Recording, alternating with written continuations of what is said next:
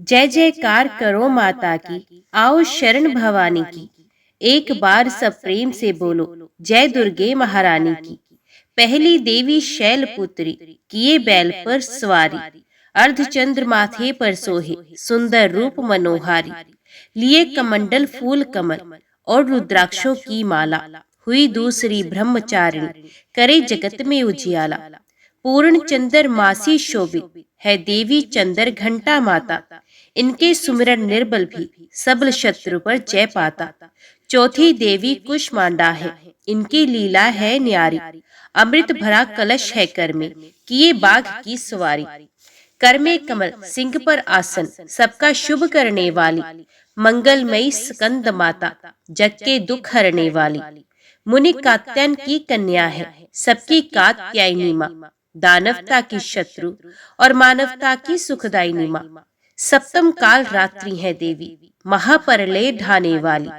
प्राणी मात्र का रक्षण करती, महाकाल को खाने वाली। श्वेत बैल है वाहन जिनका, तन पर श्वेतांबर माला। यही महागौरी देवी है, सबकी जगदम्बा माता। शंख चक्र गदा पदम, कर में धारण करने वाली। यही सिद्धिदात्री देवी है, रिद्धि सिद्धि देने वाली। जय कल्याणमयी नवदुर्गे, जय हो शक्ति दायिनी माँ। जयत जयत चंडी नवदुर्गे, जय गिरजा महारानी माँ। जय गिरजा महारानी माँ। जय माँ भगवती, जय माँ दुर्गा। आप सभी को जय माँ कंजक चैनल की तरफ से चैत्र मास नवरात्रि की हार्दिक शुभकामनाएं। आज के वीडियो के माध्यम से हम नवरात्रि व्रत की सारी कथाएं आपके सामने नवरात्रि में प्रतिदिन प्रस्तुत करेंगे। तो आज नवरात्रि का पहला दिन है और नवरात्रि के पहले दिन में माता शैलपुत्री की पूजा की जाती है। माता शैलपुत्री माँ दुर्गा का ही पहला स्वरूप है। पर्वतराज हिमालय की यहाँ पुत्री के रूप में उत्पन्न होने के कारण इनको शैलपुत्री कहा गया है। ये वृक्ष पर आरूढ़, दाहिने हाथ में त्रिशूल और बाएं हाथ में कमल पुष्प धारण करती हैं। ये नव दुर्गाओं में प्रथम दुर्गा देवी हैं। नवरात्र पूजन में पहले दिन इन्हीं का पूजन होता है। प्रथम दिन की पूजा में योगी जन अपने मन को मूलाधार चक्र में स्थित करते हैं। यही से उनकी योग साधना शुरू होती है। माता शैलपुत्री को सफेद रंग बेहद प्रिय है, इसलिए पूजा के दौरान उन्हें सफेद रंग की चीजें, बर्फी आदि का भोग लगाया जाता है। पूजा में सफेद रंग के पुष्प भी अर्पित किए जाते हैं। माता के भक्तों को पहले दिन की पूजा में सफेद वस्त्र धारण करने चाहिए, ऐसा लाभकारी बताया गया है। तो चलिए अभी श्रवण करते हैं नवदुर्गा के पहले स्वरूप माँ शैलपुत्री की कथा। जय माँ शैलपुत्री। एक बार प्रजापति दक्ष ने एक बहुत बड़ा यज्ञ किया। इसमें उन्होंने सारे देवताओं को अपना अपना यज्ञ भाग प्राप्त करने के लिए निमंत्रित किया, किंतु शंकर जी को उन्होंने इस यज्ञ में निमंत्रित नहीं किया। सती ने जब सुना कि उनके पिता एक अत्यंत विशाल यज्ञ का अनुष्ठान कर रहे हैं, तब वहां जाने के लिए उनका मन विकल हो उठा। अपनी ये इच्छा उन्होंने शंकर जी को बताई। सारी बातों पर विचार करने के बाद उन्होंने कहा, प्रजापति दक्ष किसी कारणवश हमसे रुष्ट हैं। अपने यज्ञ में उन्होंने सारे देवताओं को निमंत्रित किया है, उनके यज्ञ भाग भी उन्हें समर्पित किए हैं, किंतु हमें जानबूझकर नहीं बुलाया गया, कोई सूचना तक नहीं भेजी गई। ऐसी स्थिति में तुम्हारा वहां जाना किसी प्रकार भी श्रेयस्कर नहीं होगा। शंकर जी के इस उपदेश से सती का प्रबोध नहीं हुआ। पिता का यज्ञ देखने वहां जाकर माता और बहनों से मिलने की उनकी व्यग्रता किसी प्रकार भी कम ना हो सकी। उनका प्रबल आग्रह देखकर भगवान शंकर जी ने उन्हें वहां जाने की अनुमति दे दी। सती ने पिता के घर पहुंचकर देखा कि कोई भी उनसे आदर और प्रेम के साथ बातचीत नहीं कर रहा है। सारे लोग मुंह फेरे हुए हैं। केवल उनकी माता ने उन्हें स्नेह से गले लगाया। बहनों की बातों में व्यंग्य और उपहास के भाव भरे हुए थे। परिजनों के इस व्यवहार से उनके मन को बहुत कलेश पहुंचा। उन्होंने ये भी देखा कि वहां चतुर्दिक भगवान शंकर जी के प्रति तिरस्कार का भाव भरा हुआ है। दक्ष ने उनके प्रति कुछ अपमानजनक वचन भी कहे। ये सब देखकर सती का हृदय शोक, ग्लानि और क्रोध से संतप्त हो गया। उन्होंने सोचा, भगवान शंकर जी की बात ना मान यहाँ आकर मैंने बहुत बड़ी गलती की है। वे अपने पति भगवान शंकर के इस अपमान को सह ना सकी। उन्होंने अपने उस रूप को तत्क्षण वही योग अग्नि द्वारा जलाकर भस्म कर दिया। वज्रपात के समान इस दारुण दुखद घटना को सुनकर शंकर जी ने क्रुद्ध हो अपने गणों को भेजकर दक्ष के उस यज्ञ का पूर्णत विध्वंस करा दिया। सती ने योग अग्नि द्वारा अपने शरीर को भस्म कर अगले जन्म में शैलराज हिमालय की पुत्री के रूप में जन्म लिया। इस बार वे शैलपुत्री नाम से विख्यात हुई। पार्वती, हेमवती भी उन्हीं के नाम है। उपनिषद की एक कथा के अनुसार इन्हीं ने हेमवती स्वरूप से देवताओं का गर्भ भंजन किया था। जय मां भगवती, जय मां शैलपुत्री। अभी श्रवण कीजिए नवरात्रि व्रत कथा। एक समय की बात है, बृहस्पति जी ब्रह्मा जी से कहते हैं कि ब्राह्मण, आप अत्यंत बुद्धिमान, सर्वशास्त्र और चारों वेदों को जानने वालों में से सबसे श्रेष्ठ हैं। हे प्रभु, कृपया कर मेरा कथन भी सुनिए। चैत्र व आश्विन माह के शुक्ल पक्ष में नवरात्र का व्रत व उत्सव क्यों किया जाता है? इस व्रत का क्या फल मिलता है? पहले इस व्रत को किसने किया था? बृहस्पति जी का कथन सुनकर ब्रह्मा जी बोले, बृहस्पति, तुमने बहुत ही अच्छा प्रश्न किया है। जो मनुष्य मनोरथ पूर्ण करने वाली दुर्गा महादेवी, सूर्य और नारायण का ध्यान करते हैं, वे मनुष्य धन्य है। नवरात्र का ये पर्व संपूर्ण कामनाओं को पूरा करने वाला है। ब्रह्मा जी आगे कहते हैं, बृहस्पति, जिसने सबसे पहले इस नवरात्र महाव्रत को किया है, उसका पवित्र इतिहास मैं तुम्हें सुनाता हूँ। तुम उसे ध्यान पूर्वक सुनो। ब्रह्मा जी कहते हैं, एक नगर था जिसका नाम पीठत था। उसमें अनाथ नाम का एक ब्राह्मण निवास करता था। ये भगवती दुर्गा का अनन्य भक्त था। संपूर्ण सद्गुणों से युक्त एक कन्या ने उसके यहाँ जन्म लिया, मानो ब्रह्मा की सबसे पहली रचना हो। उसका नाम सुमति रखा गया। सुमति अपनी सहेलियों के साथ ऐसे बड़ी होने लगी जैसे शुक्ल पक्ष में चंद्रमा की कलाएं बढ़ रही हों। सुमति के पिता नियम से प्रतिदिन दुर्गा की पूजा तथा हवन किया करते थे और उस समय सुमति भी वहां उपस्थित रहती थी। एक दिन सुमति अपनी सहेलियों के साथ खेल में मगन हो गई और भगवती के पूजन में शामिल नहीं हुई। उसके पिता को सुमति पर बहुत क्रोध आया और क्रोध में आकर कहने लगे कि हे दुष्ट पुत्री, आज तुम भगवती के पूजन में शामिल नहीं हुई, इसलिए मैं तुम्हारा विवाह किसी कुष्टी व दरिद्र मनुष्य से करूंगा। पिता की बातों से पुत्री को बहुत कष्ट पहुंचा और कहने लगी, हे पिता, मैं आपकी पुत्री हूँ और आपके अधीन हूँ, इसलिए आप मेरा विवाह जिस किसी से भी कराना चाहो करा सकते हो, क्योंकि होना तो वही है जो मेरे भाग्य में लिखा है। मुझे तो भाग्य पर पूर्ण विश्वास है। सुमति कहती है कि मनुष्य कितने मनोरथों को पूरा करना चाहता है, लेकिन होता तो वही है जो भाग्य विधाता भाग्य में लिखकर देते हैं। जो जैसा कर्म करता है उसको फल भी उन कर्मों के अनुसार ही मिलते हैं। मनुष्य के हाथ में केवल कर्म करना लिखा है, उसका फल देना भगवान के हाथ में होता है। अपनी कन्या के मुख से ये निर्भय पूर्ण बातें सुनकर ब्राह्मण का क्रोध बढ़ जाता है और अपनी पुत्री का विवाह एक कुष्ठ रोगी से कर देता है और कहता है कि अब जाओ और अपने कर्म का फल भोगो। मैं भी देखता हूँ कि तुम भाग्य के भरोसे रहकर कैसे जीवन यापन करती हो। पिता के वचनों को सुन सुमति मनन करने लगी कि मेरा दुर्भाग्य है कि मुझे ऐसा पति मिला, और अपने दुखों पर विचार करती हुई सुमति वन की ओर चल पड़ी। उस भयानक वन में कुशा पर रात बिताई। गरीब सुमति की हालत देखकर देवी भगवती उसके पूर्व के पुण्य को देखती हुई उसके सामने प्रकट होती हैं और कहती हैं, हे दीन ब्राह्मणी, मैं तुम पर प्रसन्न हूँ। तुम जो चाहो वे वर मांग सकती हो, मैं तुम्हें सब दूंगी। भगवती दुर्गा के वचन सुनकर सुमंती कहने लगी, आप कौन हैं जो मुझ पर प्रसन्न है?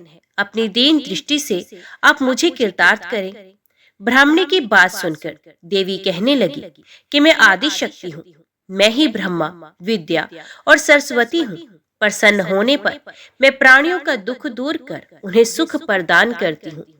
मैं तुझसे तेरे पूर्व पुण्यों के कारण प्रसन्न हूँ। देवी कहती हैं कि तुम पूर्व जन्म में निषाद की पत्नी थी और अत्यधिक पतिव्रता थी। एक दिन तेरे पति निषाद ने चोरी की और इस चोरी में निषाद के साथ सिपाहियों ने तुम्हें भी पकड़ लिया। तुम दोनों को जेल में बंद कर दिया गया और भोजन भी नहीं दिया गया। उन दिनों तुमने ना कुछ खाया और ना ही कुछ पिया। इस प्रकार 9 दिन तक नवरात्र का व्रत हो गया। भगवती बोली कि हे देवी, उन 9 दिनों के व्रत के प्रभाव से मैं प्रसन्न हूँ और तुम्हें मनोवांछित वस्तु दे रही हूँ। तुम जो चाहे मांग सकती हो। भगवती की बात सुनकर ब्राह्मणी बोली, आपको मैं शत शत प्रणाम करती हूँ। आप मेरे पति पर कृपा करें और उनके कोढ़ को दूर करें। इस पर देवी कहती हैं कि उन दिनों तुमने जो व्रत किया था उसमें से एक दिन के व्रत का पुण्य अपने पति के रोग को दूर करने के लिए अर्पण करो। मेरे प्रभाव से तेरा पति सोने के शरीर वाला हो जाएगा। ब्रह्मा जी बोले, इस प्रकार देवी का वचन सुन वे ब्राह्मणी बहुत खुश हुई और पति को निरोगी देखने की इच्छा से ठीक है ऐसा बोली। उसके पति का शरीर भगवती की कृपा से ठीक होकर सोने की कांति सा हो गया, मानो उसकी कांति के समक्ष चंद्रमा की कांति भी फीकी पड़ गई हो। पति की मनोहर देह को देखकर ब्राह्मणी देवी को अति प्राकर्ण वाली समझकर स्तुति करने लगी कि हे दुर्गे, आप दुखों को दूर करने वाली, तीनों लोकों के कष्ट हरने वाली, दुखों का निवारण करने वाली, रोगी को निरोगी करने वाली, प्रसन्न होने पर मनवांछित फल देने वाली और दुष्ट मनुष्यों का नाश करने वाली हो। तुम ही सारे जगत की माता व पिता हो। हे मां अम्बे, मेरे पिता ने क्रोध में मेरा विवाह एक कुष्टी के साथ करके घर से निकाल दिया है। पिता की निकाली हुई बेटी को आपने सहारा दिया है। ब्राह्मणी कहती है कि हे देवी, दुखों के इस सागर से आपने मुझे बाहर निकाला है। हे देवी, मैं आपको बारंबार प्रणाम करती हूँ। ब्रह्मा जी बोले, हे बृहस्पति, उस सुमति ने मन से देवी की बहुत स्तुति की और उसकी की हुई स्तुति से देवी को बहुत संतोष हुआ। देवी ने ब्राह्मणी से कहा कि तुम्हारे घर एक अति बुद्धिमान, धनवान, कीर्तिवान और जितेंद्रिय पुत्र पैदा होगा जिसका नाम उद्दालक होगा। देवी ब्राह्मणी से कहने लगी, हे ब्राह्मणी, तेरी कोई और इच्छा हो तो वे मांग सकती हो।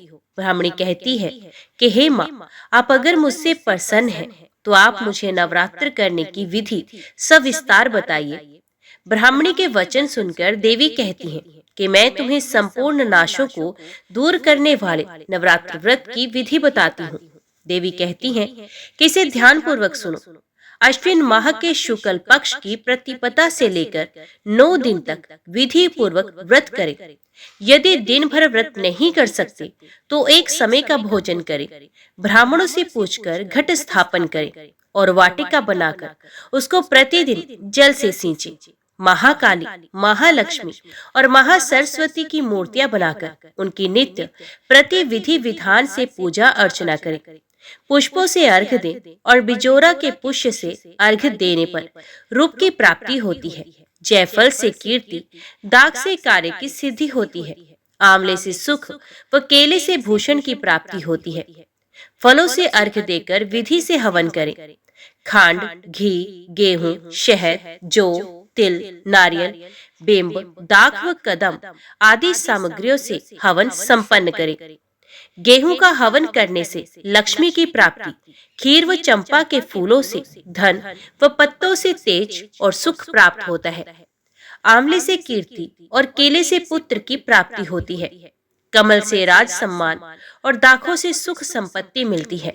खांड, घी, नारियल, शहद, जौ व तिल और फलों से होम करने से मनोवांछित वस्तु की प्राप्ति होती है। व्रत करने वाले को स्वभाव में नम्रता रखनी चाहिए। अंत में आचार्य को प्रणाम कर यथाशक्ति उसे दक्षिणा देकर विदा करना चाहिए। इस महाव्रत को बताई विधि के अनुसार जो भी करता है उसके सारे मनोरथ पूरे होते हैं। ब्रह्मा जी कहते हैं, हे बृहस्पति, इस प्रकार ब्रह्माणी को इस व्रत की विधि व फल बताकर देवी अंतर्ध्यान हो गई। जो मनुष्य इस व्रत को करता है वे श्लोक में सुख पाकर अंत में मोक्ष प्राप्त करता है। ब्रह्मा जी फिर कहते हैं कि हे बृहस्पति, इस व्रत का महात्म्य मैंने तुम्हें बताया है।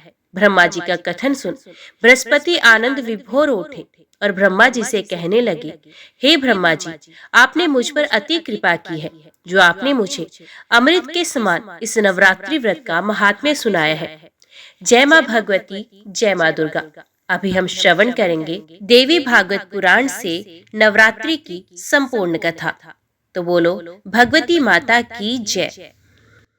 जनमेजय बोले, हे द्विज श्रेष्ठ, नवरात्र के आने पर और विशेष करके शारदीय नवरात्र में क्या करना चाहिए उसका विधान अब मुझे भली भांति बताइए। हे महामते, उस पूजन का क्या फल है और उसमें किस विधि का पालन करना चाहिए? हे द्विजवर, कृपया विस्तार के साथ मुझे ये सब बताइए। व्यास जी बोले, हे राजन, अब मैं पवित्र नवरात्र व्रत के विषय में बता रहा हूँ। सुनिए, शीतकाल के नवरात्र में विशेष करके ये व्रत करना चाहिए। उसी प्रकार प्रेम पूर्वक वसंत ऋतु के नवरात्र में भी इस व्रत को करें। ये दोनों ऋतुएं सब प्राणियों के लिए यम दृष्टा कही गई हैं। शरत तथा वसंत नामक ये दोनों ऋतुएं संसार में प्राणियों के लिए दुर्गम है। अतएव आत्म कल्याण के इच्छुक व्यक्ति को बड़े यत्न के साथ ये नवरात्र व्रत करना चाहिए। ये वसंत तथा शरद दोनों ही ऋतुएं बड़ी भयानक है और मनुष्यों के लिए रोग उत्पन्न करने वाली हैं। ये सबका विनाश कर देने वाली हैं। अतएव हे राजन, बुद्धिमान लोग को शुभ चैत्र तथा अश्विन मास में भक्ति पूर्वक चंडिका देवी का पूजन करना चाहिए। अमावस्या आने पर व्रत की सभी शुभ सामग्री एकत्रित कर ले और उस दिन एक भुक्त व्रत करे और हविष्य ग्रहण करे। किसी समतल तथा पवित्र स्थान में 16 हाथ लंबे चौड़े स्तंभ तथा ध्वजाओं में सुसज्जित मंडप का निर्माण करना चाहिए। उसको सफेद मिट्टी और गोबर से लिपवा दे। तत्पश्चात उस मंडप के बीच में सुंदर चौरस और स्थिर वेदी बनाए। ये वेदी 4 हाथ लंबी, चौड़ी और हाथ भर ऊंची होनी चाहिए। पीठ के लिए उत्तम स्थान का निर्माण करें और तथा विविध रंग के तोरण लटकाएं और ऊपर चांदनी लगवानी चाहिए। रात्रि में देवी का तत्व जानने वाले सदाचारी संयमी और वेद वेदांग के पारंगत विद्वान ब्राह्मणों को आमंत्रित करके प्रतिपदा के दिन प्रातःकाल नदी, नद, तड़ाग, बावली, कुआं अथवा घर पर ही विधिवत स्नान करें। प्रातः काल के समय नित्य क्रम करके ब्राह्मणों को वरण कर उन्हें मधु पर तथा अर्घ्य पादम आदि अर्पण करें। अपनी शक्ति के अनुसार उन्हें वस्त्र, अलंकार आदि प्रदान करें। धन रहते हुए इस काम में कभी कृपणता न करें। संतुष्ट ब्राह्मणों के द्वारा किया हुआ कर्म समय प्रकार से परिपूर्ण होता है।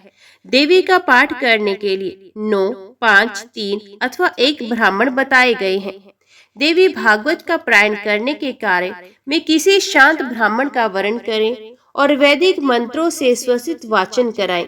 वेदी पर रेशमी वस्त्र से आच्छादित सिंहासन स्थापित करें। उसके ऊपर 4 भुजाओं तथा उनमें आयुधों से युक्त देवी की प्रतिमा स्थापित करें। भगवती की प्रतिमा रत्नमय भूषणों से युक्त, मोतियों के हार से अलंकृत, दिव्य वस्त्रों से सुसज्जित, शुभ लक्षण संपन्न और सौम्य आकृति की हो। वे कल्याणमयी भगवती शंख, चक्र, गदा, पद्म धारण किए हुए हों और सिंह पर सवार हो अथवा 18 भुजाओं से सुशोभित सनातनी देवी को प्रतिष्ठित करें। भगवती की प्रतिमा के अभाव में नवार्ण मंत्र युक्त यंत्र को पीठ पर स्थापित करें और पीठ पूजा के लिए पास में कलश भी स्थापित करें। वे कलश पंच पल्लव युक्त वैदिक मंत्रों से भली भांति संस्कृत उत्तम तीर्थ के जल से पूर्ण और स्वर्ण तथा पंचरत्न में होना चाहिए। पास में पूजा की सब सामग्रियां रखकर उत्सव के निमित्त गीत तथा वाद्यों की ध्वनि में करानी चाहिए। हस्त नक्षत्र युक्त नंदा प्रतिपदा तिथि में पूजन श्रेष्ठ माना गया है। हे राजन, पहले दिन विधिवत किया हुआ पूजन मनुष्यों का मनोरथ पूर्ण करने वाला होता है। सबसे पहले उपवास व्रत, एक भुक्त व्रत अथवा नक्त व्रत, इनमें से किसी एक व्रत के द्वारा नियम करने के पश्चात ही पूजा करनी चाहिए। पूजन के पहले प्रार्थना करते हुए कहें, हे माता, मैं सर्वश्रेष्ठ नवरात्र व्रत करूंगा। हे देवी, हे जगदम्बे, इस पवित्र कार्य में आप मेरी संपूर्ण सहायता करें। इस व्रत के लिए यथाशक्ति नियम रखें। उसके बाद मंत्रोच्चारण पूर्वक विधिवत भगवती का पूजन करें। चंदन, अगरू, कपूर तथा मंदार, करंज, अशोक, चंपा, कनेल, मालती, ब्राह्मी आदि सुगंधित पुष्पों, सुंदर बिलपत्रों और धूप दीप से विधिवत भगवती जगदम्बा का पूजन करना चाहिए। उस अवसर पर अर्घ्य भी प्रदान करें। हे राजन, नारियल, बिजोरा नींबू, दाडिम, केला, नारंगी, कटहल तथा बिलपत्र आदि अनेक प्रकार के सुंदर फलों के साथ भक्ति पूर्वक अन्न का नैवेद्य एवं पवित्र बलि अर्पित करें। होम के लिए त्रिकोण कुंड बनाना चाहिए अथवा त्रिकोण के मान के अनुरूप उत्तम वेदी बनानी चाहिए। विविध प्रकार के सुंदर द्रव्यों से प्रतिदिन भगवती का त्रिकाल, प्रातः, सायं, मध्याह्न पूजन करना चाहिए और गायन, वादन तथा नृत्य के द्वारा महान उत्सव मनाना चाहिए। व्रती नित्य भूमि पर सोए और वस्त्र, आभूषण तथा अमृत के सदृश दिव्य भोजन आदि से कुमारी कन्याओं का पूजन करे। नित्य एक ही कुमारी का पूजन करे अथवा प्रतिदिन एक एक कुमारी की संख्या के वृद्धि क्रम से पूजन करे अथवा प्रतिदिन दुगुने तिगुने के वृद्धि क्रम से और या तो प्रत्येक दिन 9 कुमारी कन्याओं का पूजन करे। अपने धन सामर्थ्य के अनुसार भगवती की पूजा करे, किंतु हे राजन, देवी के यज्ञ में धन की कृपणता ना करे। हे राजन, पूजा विधि में 1 वर्ष की अवस्था वाली कन्या नहीं लेनी चाहिए, क्योंकि वे कन्या गंध और भोग आदि पदार्थों के स्वाद से बिल्कुल अनजान रहती है। कुमारी कन्या वे कही गई है जो 2 वर्ष की हो चुकी हो। 3 वर्ष की कन्या त्रिमूर्ति, 4 वर्ष की कन्या कल्याणी, 5 वर्ष की रोहिणी, 6 वर्ष की कालिका, 7 वर्ष की चंडिका, 8 वर्ष की शांभवी, 9 वर्ष की दुर्गा और 10 वर्ष की कन्या सुभद्रा कहलाती है। इससे ऊपर की अवस्था वाली कन्या का पूजन नहीं करना चाहिए, क्योंकि वे सभी कार्यों में निंदनीय मानी जाती हैं। इन नामों से कुमारी का विधिवत पूजन सदा करना चाहिए। अब मैं इन 9 कन्याओं के पूजन से प्राप्त होने वाले फलों को कहूँगा। कुमारी नाम की कन्या पूजित होकर दुख तथा दरिद्रता का नाश करती है। वे शत्रुओं का क्षय और धन, आयु तथा बल की वृद्धि करती है। त्रिमूर्ति नाम की कन्या का पूजन करने से धर्म, अर्थ, काम की पूर्ति होती है, धन धान्य का आगम होता है। जो राजा विद्या, विजय, राज्य तथा सुख की कामना करता हो, उसे सभी कामनाएं प्रदान करने वाली कल्याणी नामक कन्या का नित्य पूजन करना चाहिए। शत्रुओं का नाश करने के लिए भक्ति पूर्वक कालिका कन्या का पूजन करना चाहिए। धन तथा ऐश्वर्य की अभिलाषा रखने वाले चंडिका कन्या की समय अर्चना करनी चाहिए। हे राजन, सम्मोहन, दुख, दारिद्र्य के नाश तथा संग्राम में विजय के लिए शांभवी कन्या की नित्य पूजा करनी चाहिए। क्रूर शत्रु के विनाश एवं उग्र क्रम की साधना के निमित्त परलोक में सुख पाने के लिए दुर्गा नामक कन्या की भक्ति पूर्वक आराधना करनी चाहिए। मनुष्य अपने मनोरथ की सिद्धि के लिए सुभद्रा की सदा पूजा करे और रोग नाश के निमित्त रोहिणी की विधिवत आराधना करे। शिरस्तु इस मंत्र से अथवा किन्हीं भी श्रीयुक्त देवी यंत्र से अथवा बीज मंत्र से भक्ति पूर्वक भगवती की पूजा करनी चाहिए। जो भगवती कुमार के रहस्यमय तत्वों और ब्रह्मादि देवताओं की भी लीला पूर्वक रचना करती हैं, उन कुमारी का मैं पूजन करता हूँ। जो सत्व आदि तीनों गुणों से तीनों रूप धारण करती हैं, जिनके अनेक रूप हैं तथा जो तीनों कालों में सर्वत्र व्याप्त रहती हैं, उन भगवती त्रिमूर्ति की मैं पूजा करता हूँ। निरंतर पूजित होने पर जो भक्तों का नित्य कल्याण करती हैं, सब प्रकार की कामनाओं को पूर्ण करने वाली उन भगवती कल्याणी का मैं भक्ति पूर्वक पूजन करता हूँ। जो देवी संपूर्ण जीवों के पूर्व जन्म के संचित कर्म रूपी बीजों का रोपण करती हैं, उन भगवती रोहिणी की मैं उपासना करता हूँ। जो देवी काली कल्पांत में चराचर सहज संपूर्ण ब्रह्मांड को अपने में विलीन कर लेती हैं, उन भगवती कालिका की मैं पूजा करता हूँ। अत्यंत उग्र स्वभाव वाली, उग्र रूप धारण करने वाली, चंड मुंड का संहार करने वाली तथा घोर पापों का नाश करने वाली उन भगवती चंडिका की मैं पूजा करता हूँ। वेद जिनके स्वरूप है, उन्हीं वेदों के द्वारा जिनकी उत्पत्ति अकारण बताई गई है, उन सुखदायिनी भगवती शांभवी का मैं पूजन करता हूँ, जो अपने भक्तों को सर्वदा संकट से बचाती हैं, बड़े बड़े विघ्नों तथा दुखों का नाश करती हैं और सभी देवताओं के लिए दुर्जय हैं। उन भगवती दुर्गा की मैं पूजा करता हूँ, जो पूजित होने पर भक्तों का सदा कल्याण करती हैं, और उन अमंगल नाशिनी भगवती सुभद्रा की मैं पूजा करता हूँ। विद्वानों को चाहिए कि वस्त्र भूषण माला गंध आदि श्रेष्ठ उपचारों से इस मंत्र के द्वारा सर्वदा कन्याओं का पूजन करे। व्यास जी बोले, हे राजन, जो कन्या किसी अंग से हीन हो, कोढ़ तथा घाव युक्त हो, जिसके शरीर के किसी अंग से दुर्गंध आती हो और जो विशाल कुल में उत्पन्न हुई हो, ऐसी कन्या का पूजन में परित्याग कर देना चाहिए। जन्म से अंधी, तिरछी नजर से देखने वाली, कानी, कुरूप, बहुत रोम वाली, रोगी तथा रजस्वला कन्या का पूजा में परित्याग कर देना चाहिए। अत्यंत दुर्बल, समय से पूर्व ही गर्भ से उत्पन्न, विधवा स्त्री से उत्पन्न तथा कन्या से उत्पन्न, ये सभी कन्याएं पूजा आदि सभी कार्य में सर्वथा वर्जित है। रोग से रहित, रूपवान अंगों वाली, सौंदर्यमयी, वर्ण रहित तथा एक वंश में अपने माता पिता से उत्पन्न कन्या की ही विधिवत पूजा करनी चाहिए। समस्त कार्यों की सिद्धि के लिए ब्राह्मण की कन्या, विजय प्राप्ति के लिए राजवंश में उत्पन्न कन्या तथा धन लाभ के लिए वैश्य वंश अथवा शूद्र वंश में उत्पन्न कन्या पूजन के योग्य मानी गई है। ब्राह्मण को ब्राह्मण वर्ण में उत्पन्न कन्या की, क्षत्रियो को भी ब्राह्मण वर्ण में उत्पन्न कन्या की, वैश्यों को ब्राह्मण, क्षत्रिय, वैश्य तीनों वर्णों में उत्पन्न कन्या की तथा शूद्र को चारों वर्णों में उत्पन्न कन्या की पूजा करनी चाहिए। शिल्प कर्म में लगे हुए मनुष्यों को यथा योग्य अपने अपने वंश में उत्पन्न कन्याओं की पूजा करनी चाहिए। नवरात्र विधि से भक्ति पूर्वक निरंतर पूजा की जानी चाहिए। यदि कोई व्यक्ति नवरात्र पर्यंत प्रतिदिन पूजा करने में असमर्थ है, तो उसे अष्टमी तिथि को विशेष रूप से अवश्य पूजन करना चाहिए। प्राचीन काल में दक्ष के यज्ञ का विध्वंस करने वाली महाभयानक भगवती भद्रकाली करोड़ों योगिनियों सहित अष्टमी तिथि को ही प्रकट हुई थी। अतः अष्टमी को विशेष विधान से सदा भगवती की पूजा करनी चाहिए।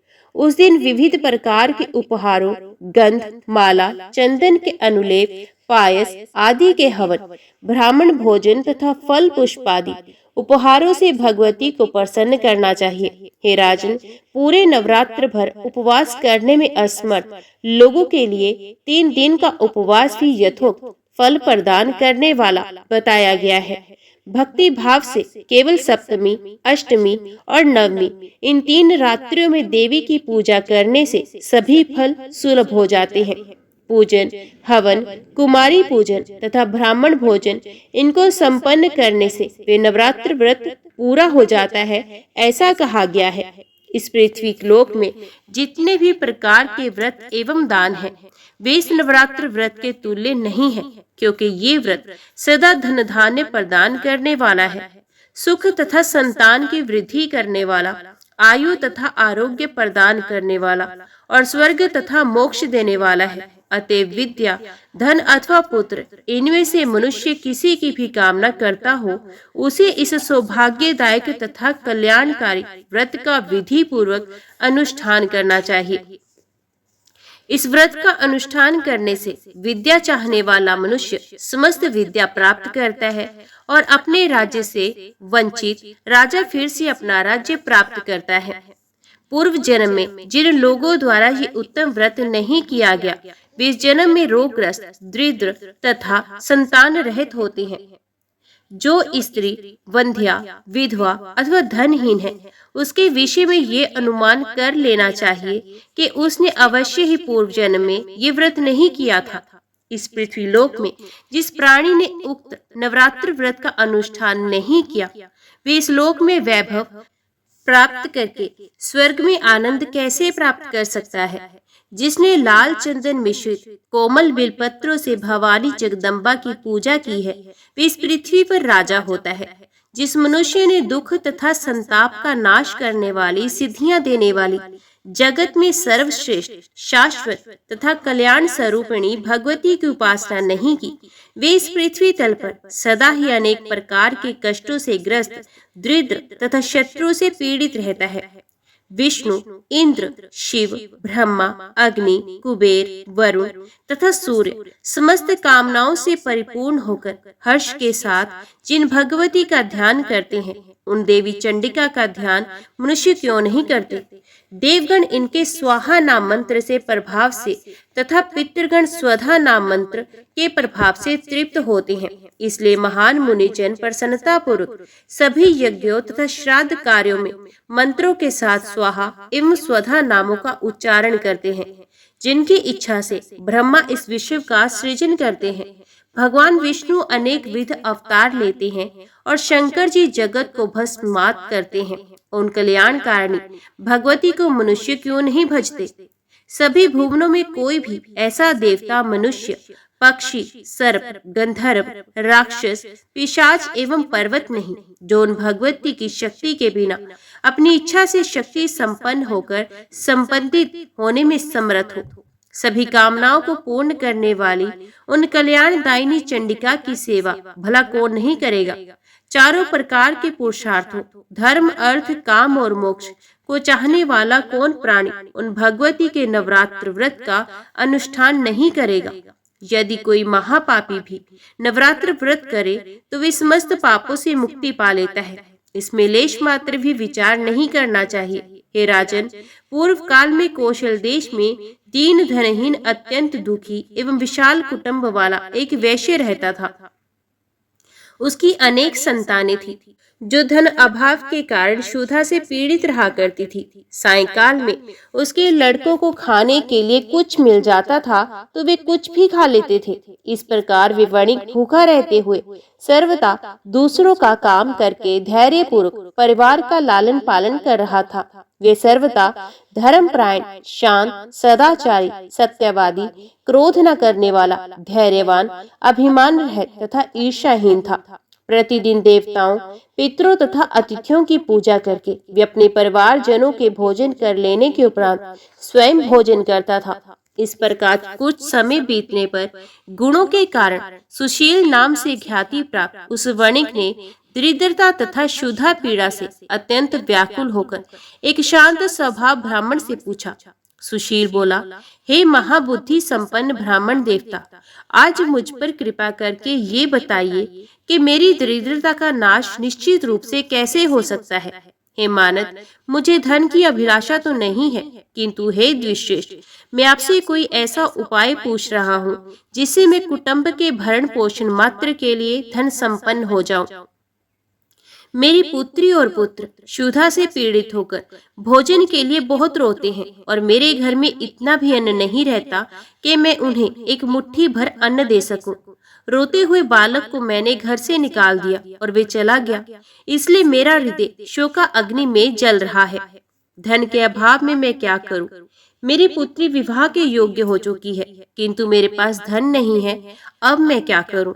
वे 10 वर्ष से अधिक की हो गई है। इस प्रकार कन्यादान का समय बीता जा रहा है।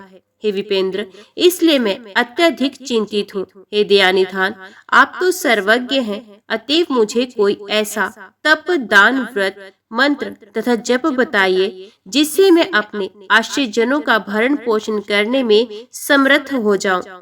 हे द्विज, बस मुझे उतना ही धन मिल जाए और मैं उससे अधिक धन के लिए प्रार्थना नहीं करता।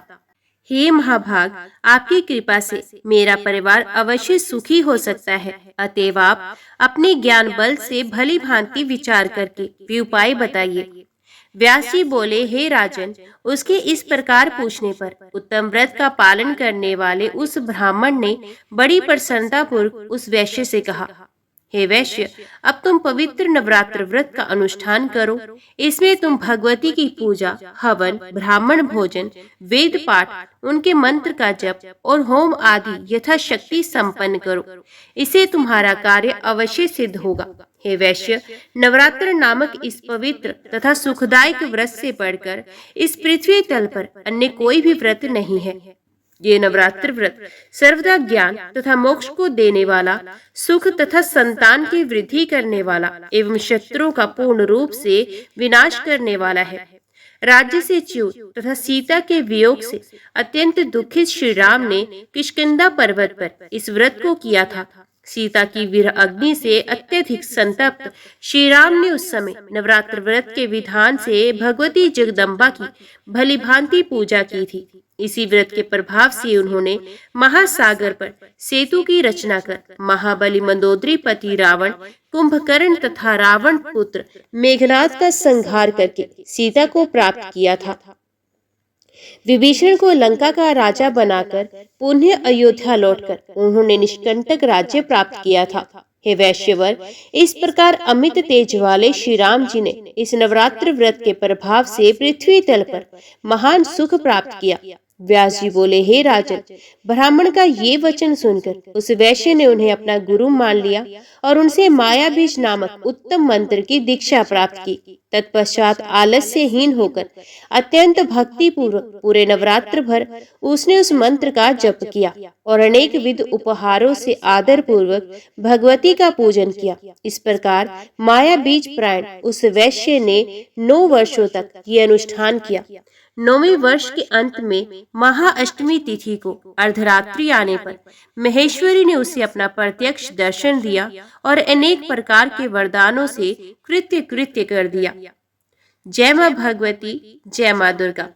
आज की वीडियो में इतना ही। उम्मीद करती हूँ वीडियो आपको पसंद आई होगी। वीडियो पसंद आई हो तो वीडियो को लाइक और चैनल को सब्सक्राइब जरूर कीजिएगा। जय माता दी लिखकर कमेंट बॉक्स में अपनी हाजिरी और अपने सुझाव देना ना भूलेगा। तो मिलते हैं अगली कथा अगले अध्याय के साथ। तब तक के लिए देखते व सुनते रहिए। जय मां कंजक, जय माता दी।